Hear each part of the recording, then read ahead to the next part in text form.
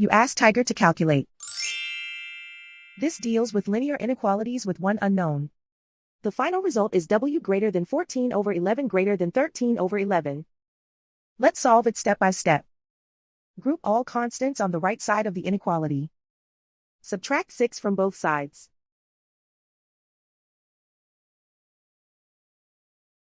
Simplify the arithmetic.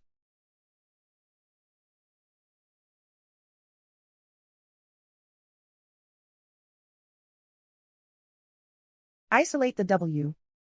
Divide both sides by 11.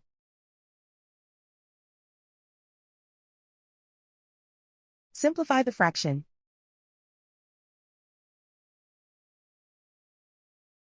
Plot the solution on a coordinate grid. And so the final result is w greater than 14 over 11 greater than 13 over 11.